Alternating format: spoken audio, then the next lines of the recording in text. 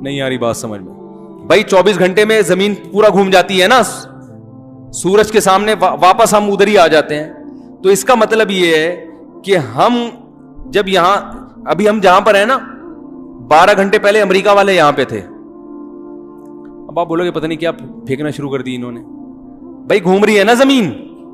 ہم اس وقت جہاں پر ہیں 12 گھنٹے پہلے یہاں کون تھا؟ ارے بابا آپ کو پتا ہے نا سورج تھوڑی گھوم رہا ہے, سورج تو اپنی جگہ ہے, زمین کیا ہو رہی ہے؟ تو امریکہ میں اس وقت دن ہے,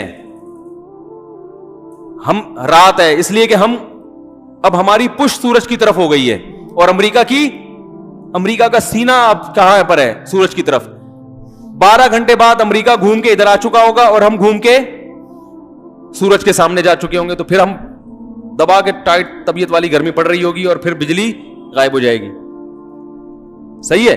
اس کا بیان سے تعلق نہیں, ویسے جنرل نالج کے لیے بتا رہا ہوں آپ کو میں. پھر 12 گھنٹے بعد ہم گھوم کے یہاں آ جائیں گے تو ہم پوری زمین کا جو سفر ہے 24 گھنٹے میں مکمل کر لیتے ہیں. اس سے اپنی اسپیڈ کا اندازہ لگاؤ آپ. بھائی 120 کی اسپیڈ سے ٹرین کو چلنا چاہیے لیکن چلتی نہیں ہے, تو لاہور ہم 18 یا 17 گھنٹے میں پہنچتے ہیں, حالانکہ تقریباً 1000 کلومیٹر ہے پہلے لاہور, پھر بھی کتنی اسپیڈ سے چل رہی ہوتی ہے نا. تو آپ اندازہ لگاؤ 24 گھنٹے میں لاہور نہیں, لاہور کیا پوری دنیا کراس کر کے ہم واپس اسی جگہ پہ آگے کھڑے ہو چکے ہوں, تو ہماری اسپیڈ کتنی تیز ہوگی. میں جب فزکس پڑھا کرتا تھا نا میٹرک میں, تو میں نے پوری کیلکولیشن کر کے نکالا تھا کہ ہم کتنی اسپیڈ سے گھوم رہے ہیں. لٹو کی طرح گھوم رہے ہیں ہم, اپنے محور کے گرد بھی گھوم رہے ہیں, اور پھر زمین ہمیں اپنے گرد گھماتے ہوئے سورج کے گرد بھی گھوم رہی ہے. وہ تو بہت طویل سفر ہے, وہ 1 سال میں مکمل ہوتا ہے. اب ایک لٹو کو آپ نے گھما دیا, یوں بھی گھوم رہا ہے اور وہ اس طرح بھی گھوم رہا ہے, تو آپ اندازہ لگاؤ اتنی اسپیڈ سے گھومتا ہوا لٹو, اور جو اتنی اسپیڈ سے سفر بھی کر رہا ہو, اگر آپ اتنی اسپیڈ سے سفر کر رہے ہو, تھوڑا سا اسپیڈ بریکر راستے میں آ جائے تو کیا حال ہوتا ہے نا انسان کا. تو اللہ تعالیٰ نے کیسا بیلنس رکھا ہوا ہے, لٹو کی طرح اس زمین کو اللہ نے سورج کے گرد یوں بھی گھمایا اور اپنے محور کے گرد بھی گھمایا, بڑی اسپیڈ سے گھوم رہی ہے. اگر اس کا بیلنس تھوڑا سا آؤٹ ہو گیا, دائیں بائیں ہو گیا, تو کوئی سائنسدان دنیا میں ایسا پیدا نہیں ہوا کہ زمین کو اپنے محور پہ دوبارہ, بولو نا بھائی, جیسے ٹرین اپنے ٹریک پہ چلتی ہے نا پٹری پہ, بڑی اسپیڈ سے جا رہی ہوگی, تھوڑی سی دائیں بائیں ہو تو ٹریک سے اتر جاتی ہے. بڑے بڑے وہ آتے ہیں میکینک, وہ دھکا لگا کے یا کچھ اور کر کے ٹیکنیکل کام کر کے وہ پہیے نکال کے دوبارہ انجن کو کہاں چڑھا دیتے ہیں؟ ٹریک پہ چڑھا دیتے ہیں. تو وہ تو کرنا ممکن ہے, لیکن زمین اگر اپنے ٹریک سے ذرا سی بھی ہٹ گئی تو میرے بھائی ہم لٹو کی طرح پتہ نہیں کوئی کدھر جا کے, کوئی چاند پہ جا کے پٹاخ کر کے جا کے چپکے گا, کوئی سورج میں جا کے کوئلہ بن کے کباب بن کے نکلے گا, کوئی کدھر جائے گا, کوئی ایسا ہوگا جاتا ہی رہے گا.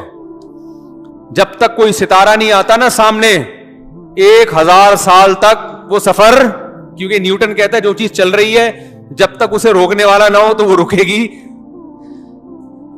بولو نا, وہ رکے گی نہیں.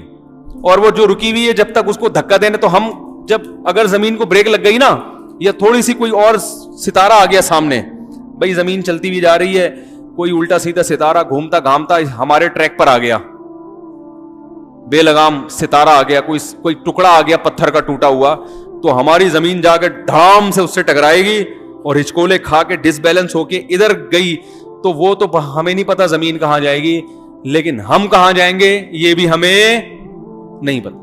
لا متناہی سلسلہ ہوگا, ہم چلتے چلے جائیں گے, خلاؤں میں گم ہو جائیں گے, پتہ نہیں کہاں جا کے نکلیں گے, دریافت تو ہو ہی نہیں سکتے, سوال ہی پیدا نہیں ہوتا. تو اللہ تعالیٰ فرماتے ہیں کہ ایسی بے ثباتی ہے ولا ان زالتا, کہ یہ تھوڑی سی ڈس بیلنس ہو جائے تو تمہاری ایسی کی تیسی ہو جائے گی, اور کوئی اس کو دوبارہ توازن پہ نہیں لا سکتا سوائے میرے.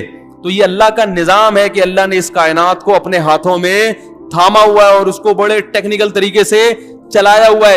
یہ تو زمین کے اندر کا حصہ تھوڑا سا ڈس بیلنس ہوتا ہے, اندر تھوڑی سی کروٹیں ہوتی ہیں تو پوری بستیاں غائب ہو جاتی ہیں.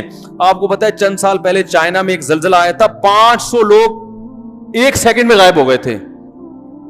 زلزلہ آیا, پورا گاؤں غائب.